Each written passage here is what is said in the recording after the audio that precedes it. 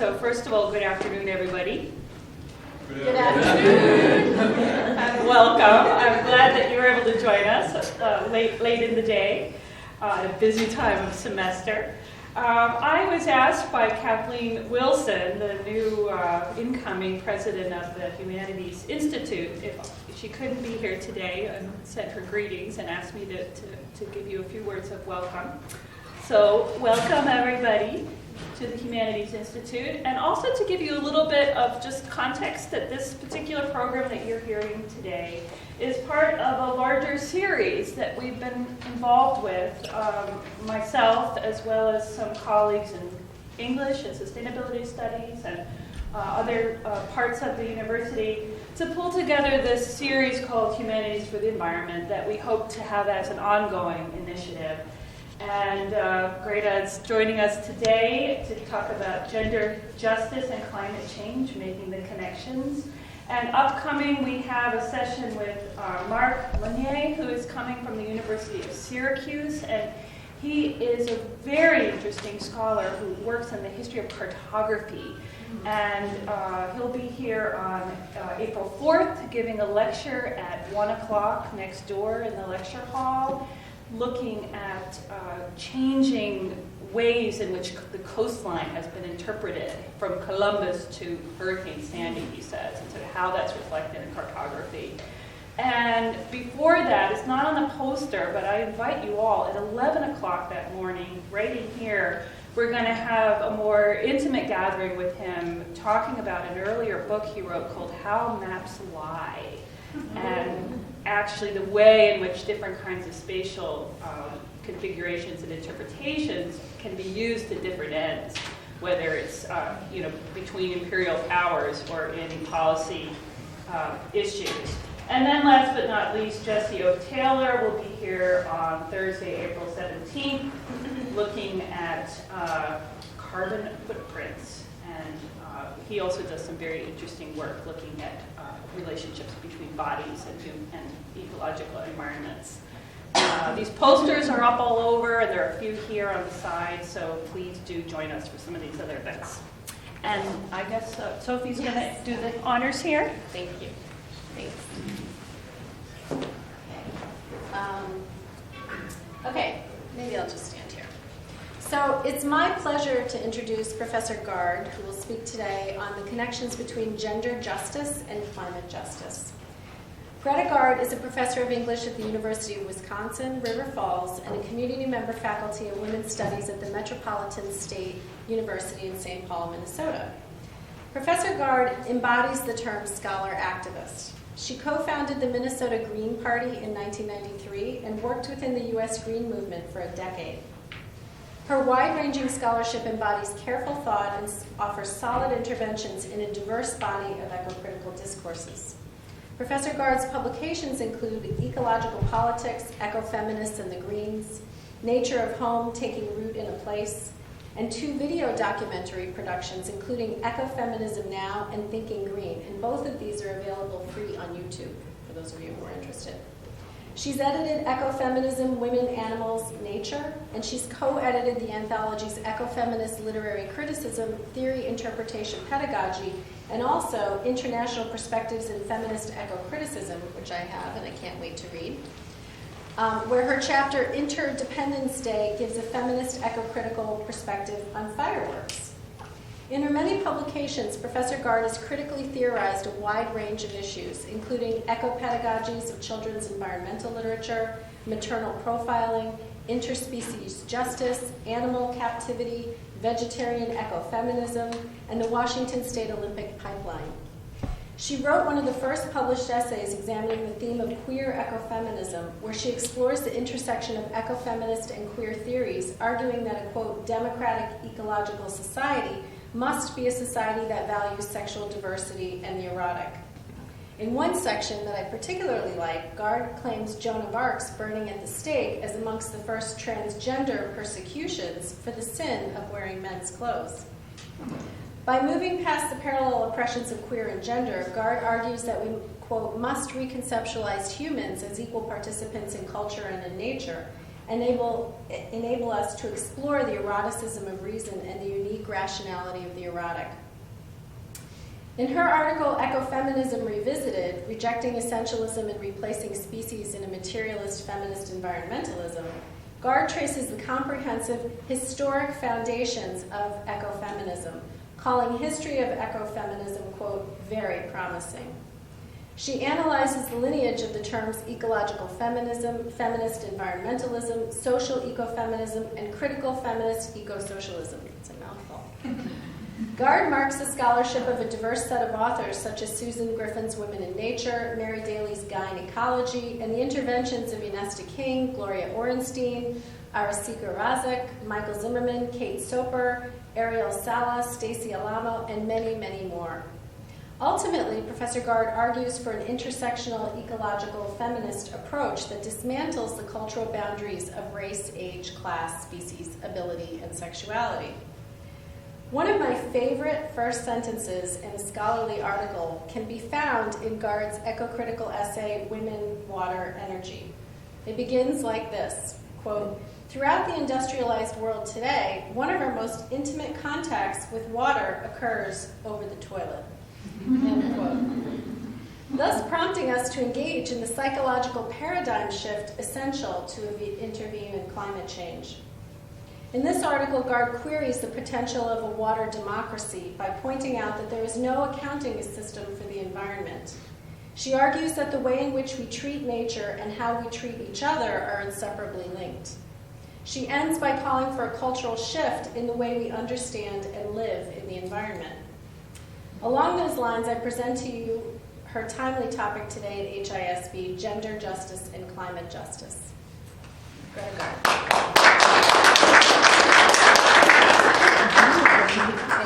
Thank you.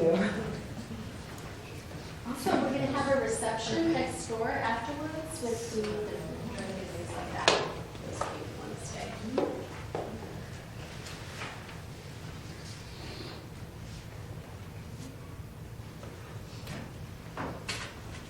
Is it visible? This.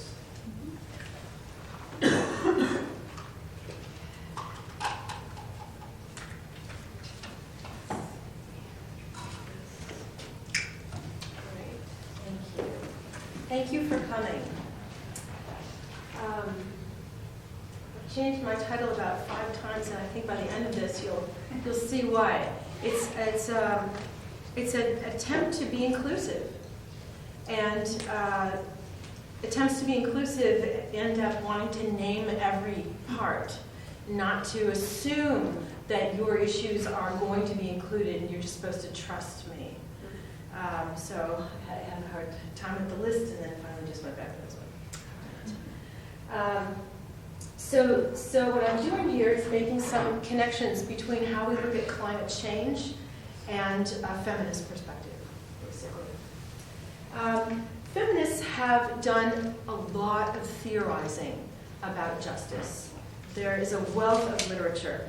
But to date, the climate change discourse has not involved feminist ethics in theorizing about justice.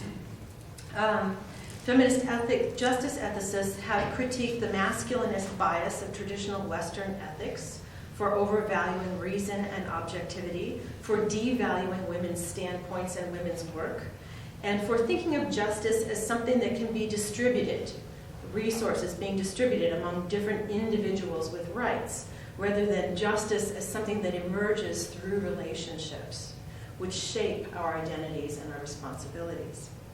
Ecological feminist ethics have addressed human relationships with other animals, with environments, and with diverse others. But a feminist ethical approach to climate justice that challenges this distributive model that has ignored relations of gender, sexuality, species, and environment has yet to be fully developed. And here's our image of justice. And this is Lady Justice. She's depicted wearing a blindfold, which means she's objective.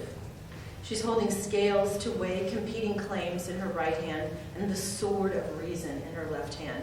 This is from ancient Rome, and this is on many courthouses. This is an artwork from the Council of the Parties, which one? 15, at Copenhagen in December 2009.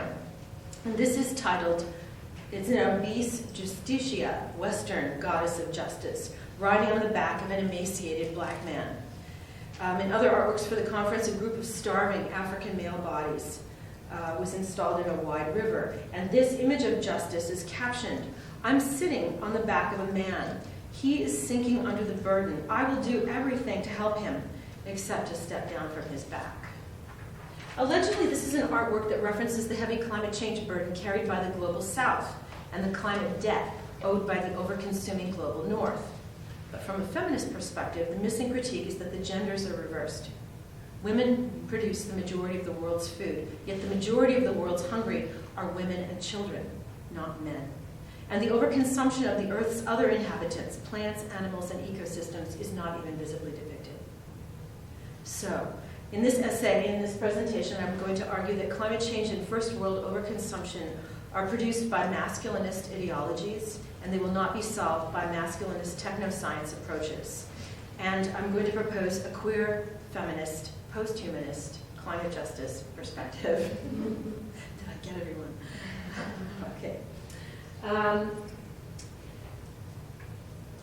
This event, the Women's Environment and Development Organization's World Women's Congress for a Healthy Planet in November 1991 in Miami, is heralded as the entry of women into climate justice talks.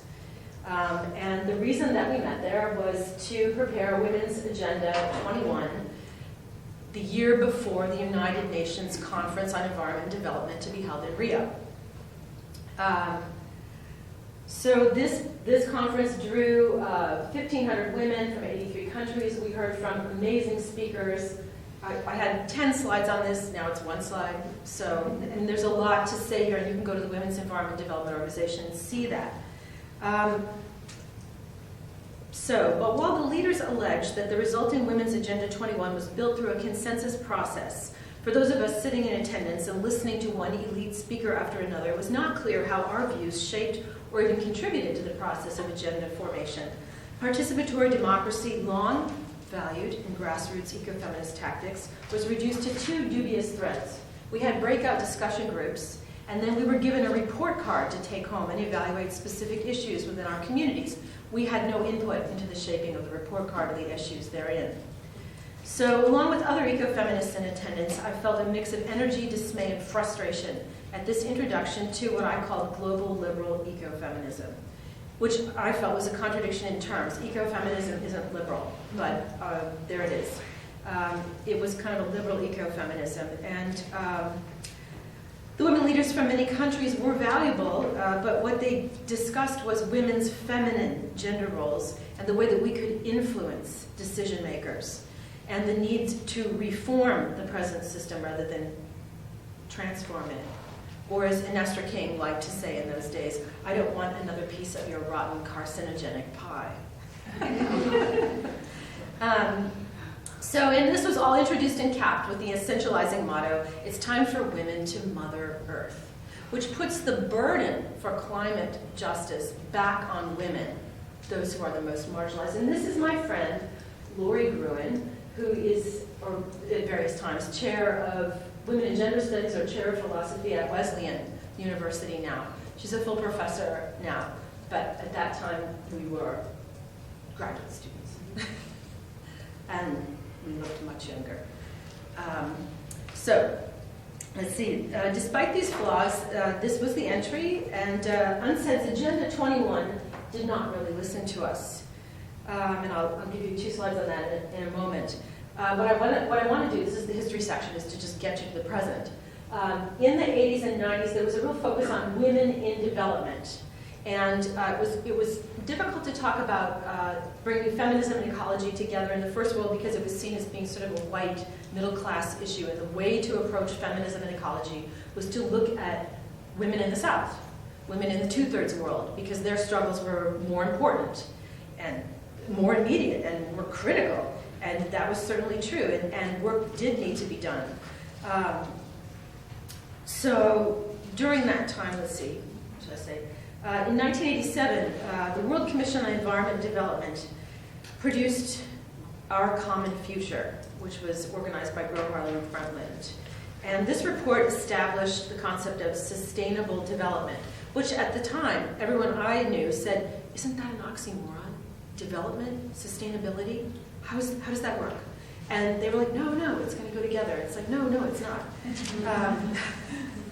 And so it was defined as development that meets the needs of the present without compromising the ability of future generations to meet their own needs. And this sounds great until you realize that the document also calls for continued economic growth on a finite planet. The report also omitted discussion of the first world, the North's overdevelopment, the North's high levels of production, consumption, and disregard for the environment. It's this concept of sustainable development that has shaped climate change discourse for the last 2 decades, and it has led us to produce these techno-solutions, such as the green economy, buy green, but keep buying, that has perpetuated capitalist and colonialist strategies of privatization, and it does not address root causes in climate crisis. So in that context, then, the focus was on women, environment, development, women in development, gender, environment, development. And what happened here was the women were depicted 2 ways. One, the women were depicted as victims of environmental degradation, and they needed rescue through United Nations programs or humanitarian programs or the Peace Corps. And then at the same time, they were closer to nature through family caregiving, through their work with the soil. And so they had special knowledge. They were seen as agents, too, in that way. This focus on women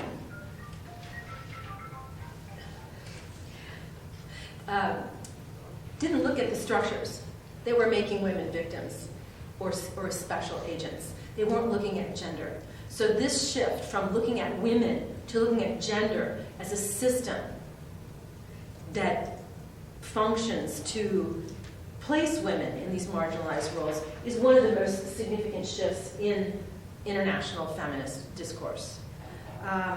So moving forward from this history then, I'm going to bring a queer feminist post-humanistic perspective. And I want to show you what happened to what we said at the Women's Conference. There were 4 key issues. The Women's Agenda 21 looked at consumption and defined consumption as this is the power that women have to drive industrial development that respects the environment and society and also allows us to boycott. 1 year later, the unsaid agenda said women's role as consumers and the impact of their purchasing power affects economies. Therefore, we are going to implement policies to change those women's unsustainable consumption patterns, and we're going to use technology to do it. Technology. The women's agenda said technology involves the destruction of nature, flat out. It has not been placed within the reach of the poor. It's not been accessible to women. And this is gendered. This is gendered. What women are told, this iPad is going to be really scary. Many of women have been the victims of technology, and it has ethical implications. It needs to be democratized. 1 year later, unsaid agenda said technology is a benefit. It will help us carry out sustainable development. It will reinforce research, and we want to promote new technologies in developing countries and use technology for knowledge transfer. The last 2, external debt. Women's Agenda 21 said the industrial countries must admit their debt, and unsaid said the developing countries should pay off their debt. Population, Women's Agenda 21 said the main causes of environmental degradation are the military and industrial pollutants and capitalist economic systems, not women's fertility rates. Unsaid said, population growth is an unsustainable environmental pressure. We need family planning policies. We need to educate women. We need to raise their educational level, promote their economic independence, and have a war on poverty. You know, it's just too bad. I would have shown you at this point this ad that used to be available from Geico. I don't know if you ever saw this Geico ad, the 2 owls. Did anyone see it? No one saw it. Okay. So there's the 2 owls on the branch. You have to forgive me. Segues are my specialty. And the female owl says, honey, you need to take out the trash. And he goes, yeah. She goes, this and that, have you done this? And he goes, yeah. And then finally she says, the branch is falling. And he goes, yeah. She says, I think you should get some more insurance. He goes, yeah. And then Mrs. Geico, get more insurance. It was removed from YouTube, and I've got to wonder why, because it was kind of telling the truth. Like, someone's not listening. Someone's not listening, and it's a joke. It's so well known that it's a joke. Not listening is not a good relationship skill. And it's not helping us in these climate change talks either. Okay. So, here's the outline of what I'm going to talk about. I cannot see that clock, so I hope I'm okay. I'm in the Ecofeminism Now grassroots video that I did when I was a puppy, which you mentioned, Sophia, and it's online. I went to interview Charlotte Bunch at Rutgers because she was such a hero to me. And she had written this, not by degrees, Feminist Theory in Education, and she talked about this model that's very straightforward for doing activism, organizing your community, problem solving. And what it asks is to get everyone to the table, everyone who's affected, and ask them each to define what is the problem. And then from that definition, to think about how the problem occurred, and what would make climate change a feminist issue in this case. How can feminism help us solve the problem? And then envision, what do we want? What do we want? And how could we get there?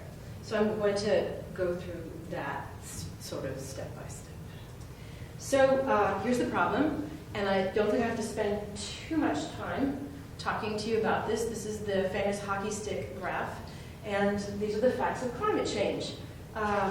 Since the Industrial Revolution, which is variously dated between 1760 and 1840, carbon dioxide has risen. And right around after 1960, things become pretty steep. This graph was disputed, and the climate skeptics fought it, and more data was provided, and it's still the graph. You will remember the summer of 2012, by which time half of the Arctic sea ice had vanished. And in May 2013, just last summer, carbon dioxide levels reached 400 parts per million. I'm a member of 350.org, and we have a 350.org student movement, and I went to Washington last year for the Forward on Climate. My students went to Washington last month for the XL Descent, and we're all going back again at the end of this month for the Cowboy and Indian Alliance. The people from Nebraska are going. So this is life-threatening, there's no doubt about it. Produced by the planet's most developed countries, with China, US, Russia, India leading the way in highest emissions, 80% of the effects of climate change are going to be felt by the global south. And we're having more disasters, which you are also well aware of, the snowstorms on the East Coast, the hurricanes in the south. These are really unprecedented in their severity, so it's coming back. So these climate impacts are going to affect the entire global environment. There's no doubt about it. It's going to affect human health. There are going to be disasters. It could affect crops. It could affect water security. But within that, the people who are most affected are the poorest people. And that's because when disaster strikes, people who are already living in marginal housing, who were just scraping by economically, who did not have a whole pantry full of food, who do not have health care the way that first world citizens do, who do not have cell phones. After Hurricane Katrina, one of the biggest problems was families reconnecting with each other because the communications were down and they went back to the old Post-it note billboards of people saying where they were. It took months for people to find each other. And then getting aid, there's often no relief.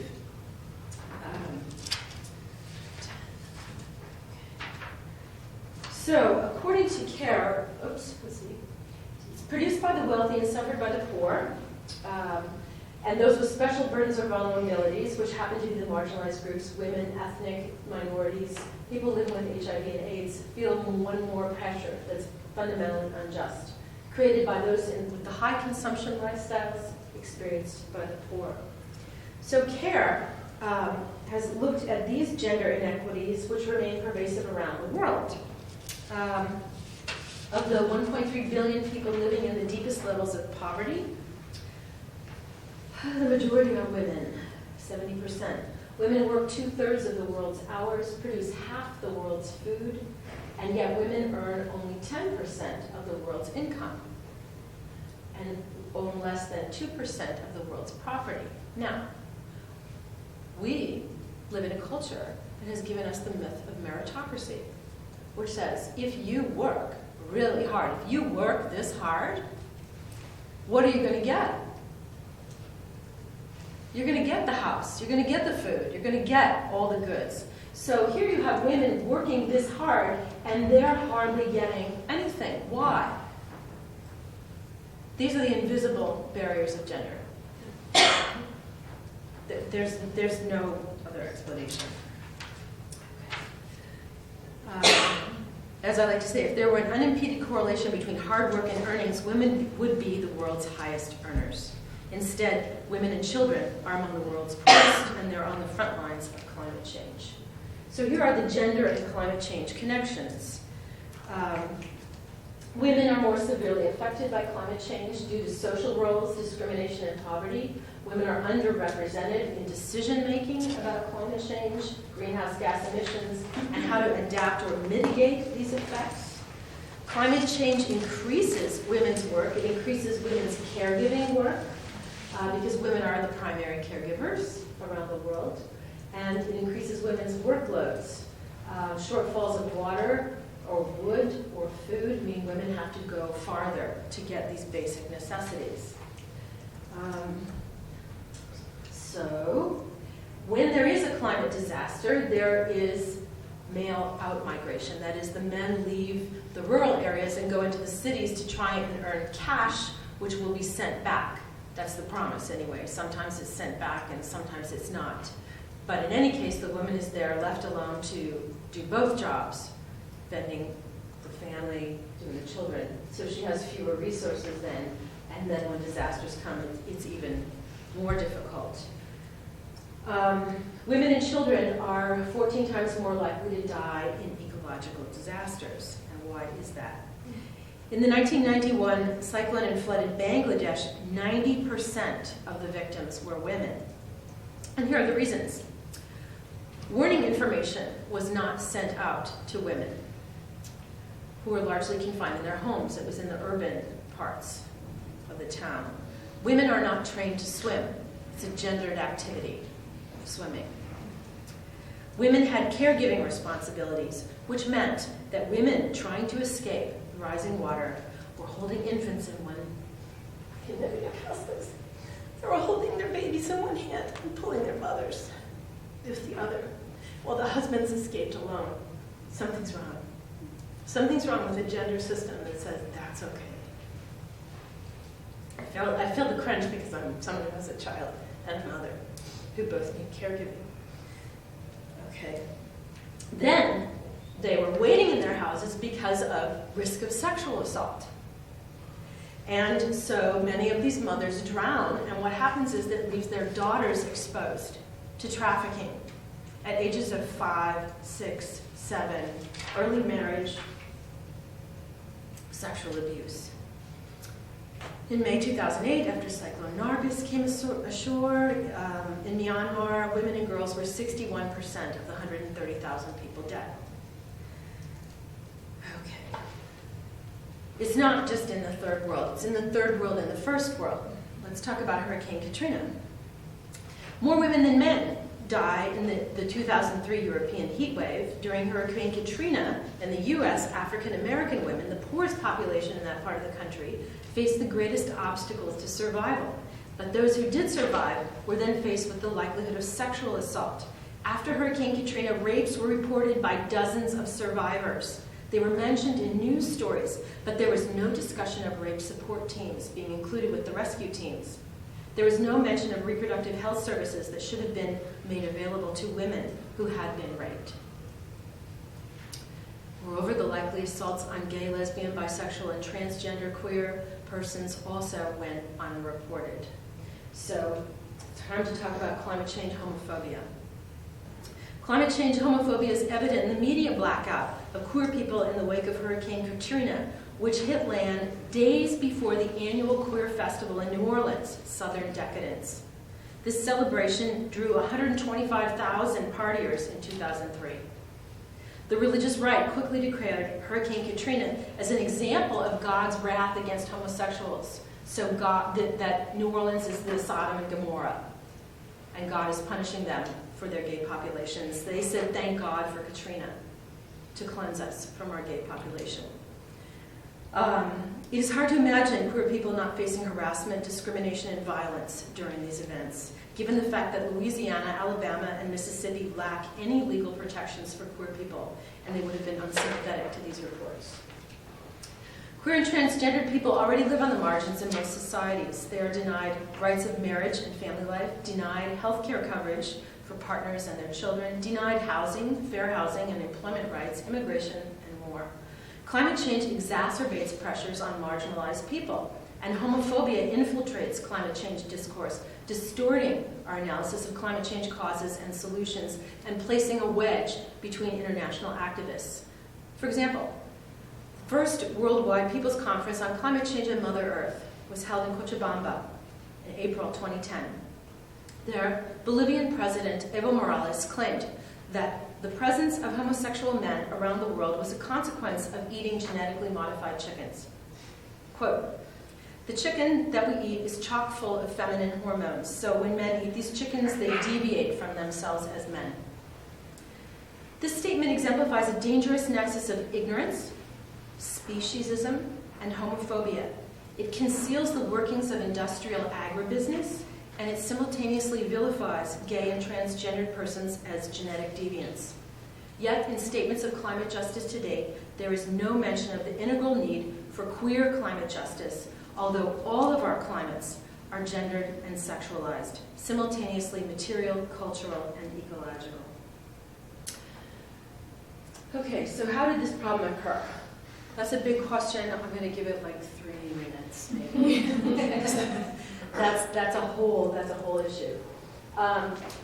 So climate change comes to our awareness because of the Industrial Revolution and burning more coal and so forth. We can see that directly. But what led us to think to do that as Westerners? What led us to think to do that? So people like Carolyn Merchant and The Death of Nature go back and say, well, I think, how about the Scientific Revolution? Where the Scientific Revolution said that nature's dead and that nature must be harnessed and we must probe her secrets and instrumentalized nature and experimented on animals without anesthesia. Okay. Some people trace it farther back to feudalism and the rise of capitalism. Marx. Private property, enclosure of the commons. Okay. Some people look at colonialism, which means going to other countries and taking what? Not just land, taking people, taking animals, raping the women, creating slaves. Okay. And some people look back farther still to the shift from immanent earth-based religions and earth-based spirituality, seeing the earth as sacred, to more transcendent religions. I don't think that these are mutually exclusive explanations. I'd like to have them all, and then you can create a title for that part. So it seems to me they all work together. They're all explaining different pieces of what's going on. So these are the material resource issues. There's also a cultural problem. And I'm also a member of the Minnesota Pachamama Alliance, which is working with the Achua people in Ecuador to try to bring awareness to people about the fact that we need to wake up from this dream. And the dream is the dream of continuously acquiring stuff. I was talking to some young man about this at the beginning. And so I had the story of stuff. How many of you have seen the story of stuff? Only one person? Okay. Okay, you get 1 minute of it. Okay, this is a really great film, and I have it at 1 minute where you can see what she's saying. There you go. For healthier and more fair. It's as if we're getting better and better at playing the wrong game. And in many ways, This system is a lot like a game, but with No, that clicked to the internet because the hot link didn't work. So, It won't show? I guess not. I'm so sad. Okay, can you listen? Let's pretend that it's 1940 and we're listening to the radio, okay? Sorry. Okay, I'm gonna take it back just a little bit. Okay, 1940. if we're getting better and better at playing the wrong game. And in many ways, this system is a lot like a game, but with very high stakes. Just like a game, our economy was designed by people to get everyone to play by certain rules. And like a game, it comes with instructions telling us what the goal is. Think about the last time you played a new game. Remember? The first thing you did was find out what it means to win, and that guides every decision you make along the way. So naturally, the solutions most people are working on pursue this game's simple goal, and that goal is more. More money being spent, more roads being built, more malls being opened, more stuff. That's what economists call growth. So we take all the money spent on stuff that makes life better, and all the money spent on stuff that makes life worse, and we add it together into one big number called GDP. We're told that a bigger GDP means we're winning. So it's the number that thousands of rules and laws are designed to increase. But there's a big difference between more kids in school or more kids in jail, more windmills or more coal-fired power plants, more... How many of you played Monopoly at some point in your life? Okay, so that is actually teaching us the game that we're supposed to be playing in life. At my last job, the woman exiting, who was a Marxist feminist, gave me a Marxist Monopoly. So there are other ways to play the game. Yeah. Okay. So here's this whole idea that success means just getting more of it, and it doesn't matter what it is, that you just get more of it, and then you get another storage locker and put more of it in there, and get a larger house. And what's at the bottom of this is this idea that resources are endless on a finite planet. So it's a fundamentally mistaken idea. And this is, to me, this is one of the most compelling explanations of how we got here. We don't have a concept of enough because there's no bottom to the glass. Imagine if you were pouring in your cup and there's no bottom and it just keeps pouring through. Okay? There's a hole here. And that hole is created by our ideas of autonomous individualism. It's a rupture of connection. It's a connection between the individual and community. It's a rupture between our lives and the life of nature. We need to remember that every breath we take is because trees are breathing with us. It's mouth-to-mouth resuscitation. That's pretty intimate, but we forget that. And this rupture is, as anyone who's parented finds out, it's built into mothering.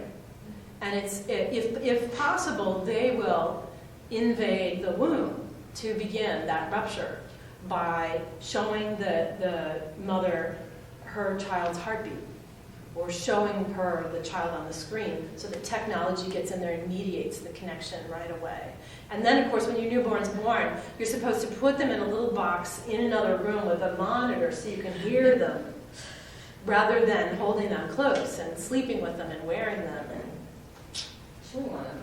So it's very, very built into this culture. And I hear from people who have been to Central America, which I have not, that children under 5 or 6, their feet never touch the ground. They're carried. They're carried by siblings, they're carried by family, they're worn on people's backs. That it's a culture of connection that they learn very, very early. It's just built in. Buddhism has a great explanation for this. They describe our culture as a hungry ghost culture. And Buddhism, this is one of the hell realms, people.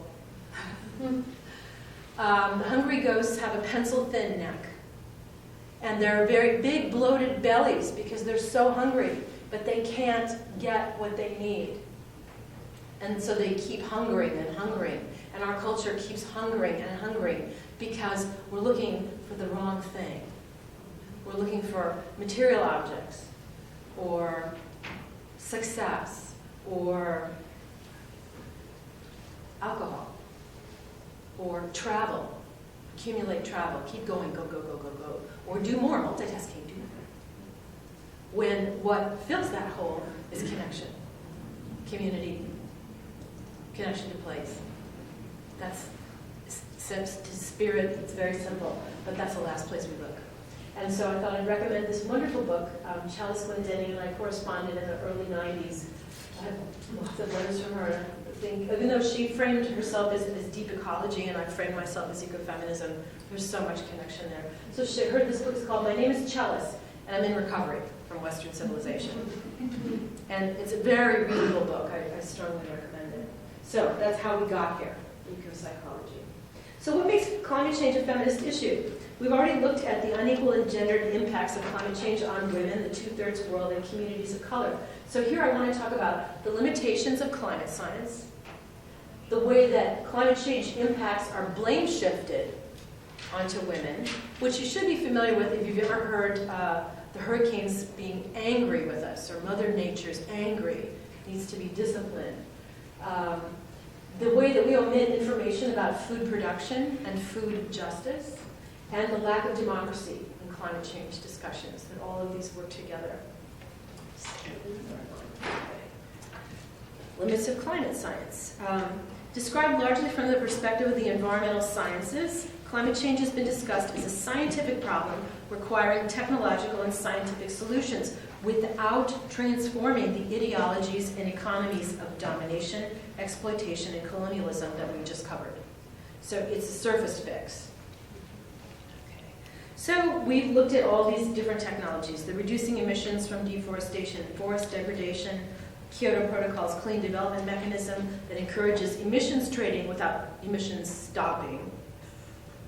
The sustainable development, genetically modified crops, and then, at the bottom, where is it? Geoengineering, green consumerism, carbon footprint reduction. Now, these are not all bad.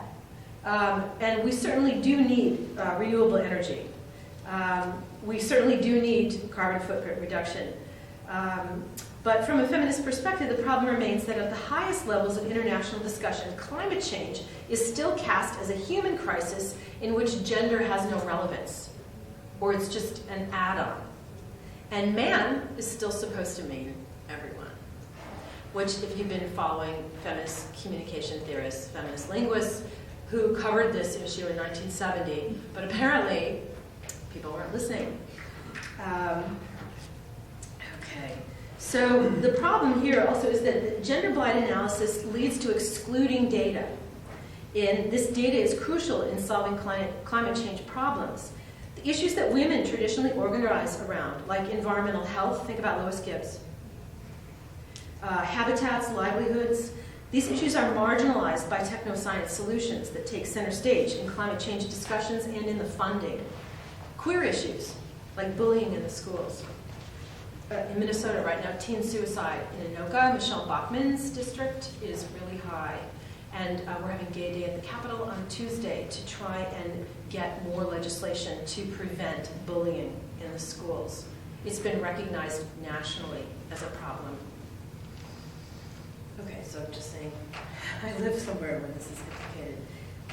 Hate crimes legislation, equity in housing and the workplace, same-sex marriage, not to mention polyamorous marriage. These don't appear in climate discussions either. As I like to say, when will we get justice for Toby, Wendy, and Meg? It's just not in there. Okay. So what can feminists do? We either have to mainstream women into discussions of risk, which is what WIDO has done, the liberal eco-feminist approach, or we have to go the cultural feminist approach, which say that women are special, we have unique capacities of caregiving.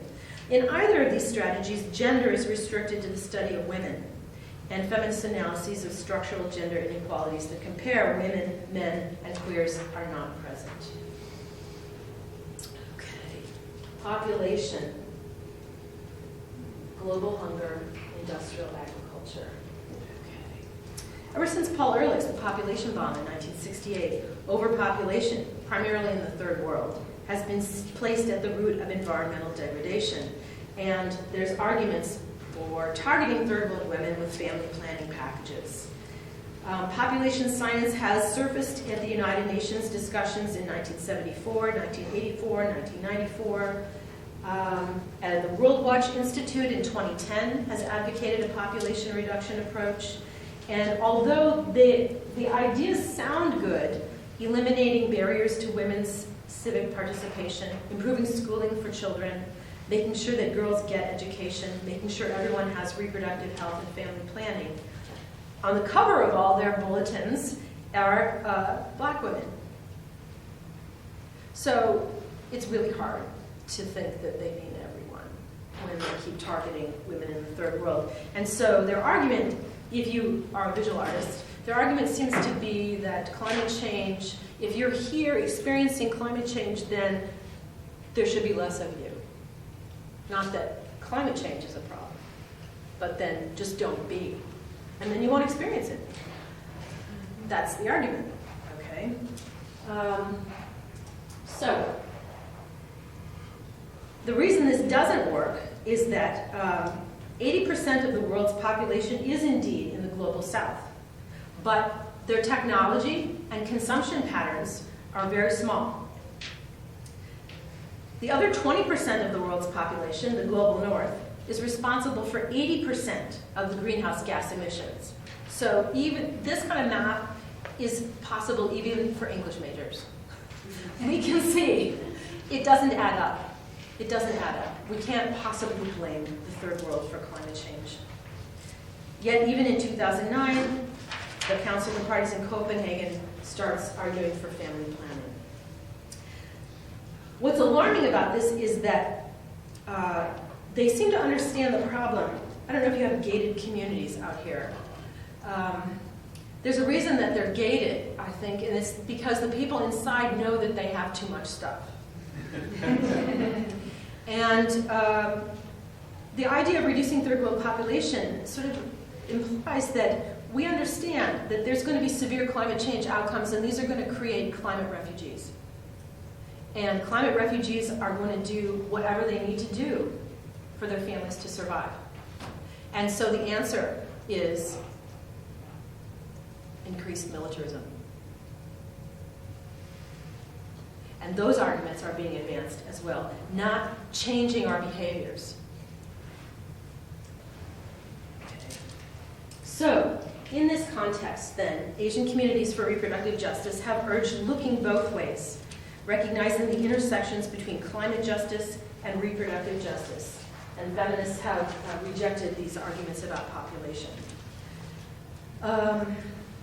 Two branches of feminist inquiry support recuperating our interspecies and ecological transcorporeality that is manifested in our practices of global food production and consumption. One branch here is material feminism and the idea of transcorporeality, that is that all of us are co-constituted through material flows of life, matter, and energy. I'm gonna move quickly so that I get through all of this now, so you can always ask questions. And the second one is feminist animal studies, which has brought a post-humanist perspective to look at reproductive justice and look at the ways that female bodies are reproduced across species, the compulsory insemination, the separation of mother and child, the murder of both. Okay. So let's see. These discussions of species injustice should be well known to you. The crowding of chickens in tiny cages, de-beaking, the antibiotics, the male chicks being thrown